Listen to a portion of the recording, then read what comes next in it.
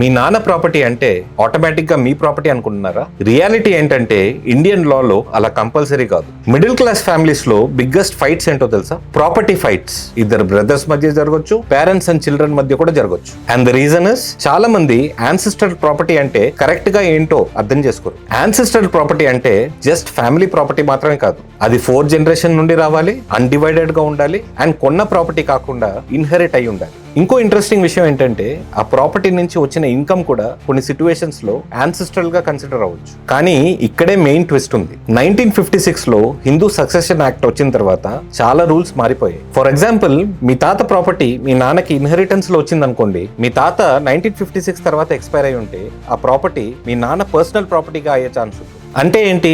మీరు పుట్టినప్పటి నుంచి ఆ ప్రాపర్టీ నా బర్త్ రైట్ అని మీరు క్లెయిమ్ చేయలేకపోవచ్చు. సినిమాలో ఇది మా తాత ఆస్తి అని డైలాగ్స్ చెప్పడం చాలా ఈజీ, కానీ కోర్ట్స్ లో అవి పనికిరావు. కోర్టులో డాక్యుమెంట్స్ మాత్రమే మాట్లాడతాయి. ఇక్కడ ప్రాబ్లం ఏంటంటే మన ఫ్యామిలీస్ లో ప్రాపర్టీ రికార్డ్స్ చాలా తక్కువ. ఓల్డ్ పేపర్స్ మిస్ అయిపోతాయి, ప్రామిసెస్ మాటల్లో ఉంటాయి, తర్వాత చూద్దాంలే అని పోస్ట్పోన్ చేస్తారు. కానీ లా ఇస్ సింపుల్, డాక్యుమెంటేషన్ ఉన్నవాడికే పవర్ ఎక్కువ. ఇక్కడ అన్కంఫర్టబుల్ ట్రూత్ ఏంటంటే మారలీ యోర్స్ అనేది ఒకటి, లీగలీ యోర్స్ అనేది ఇంకొకటి. రెండు ఎప్పటికీ సేమ్ అవ్వవు. అందుకే స్మార్ట్ ఫ్యామిలీస్ ఏం చేస్తారు? సేల్ డీడ్స్ ని సేఫ్ గా మెయింటైన్ చేస్తారు, పార్టీషన్ రికార్డ్స్ ని అప్డేట్ చేస్తారు, ల్యాండ్ డాక్యుమెంట్స్ ని వెరిఫై చేస్తారు, లీగల్ అడ్వైస్ ని అస్సలు డిలే చేయరు. బికాస్ ఫ్యామిలీలో ట్రస్ట్ ఇంపార్టెంట్, కానీ ప్రాపర్టీ లాలో ప్రూఫ్ ఇంకా ఇంపార్టెంట్.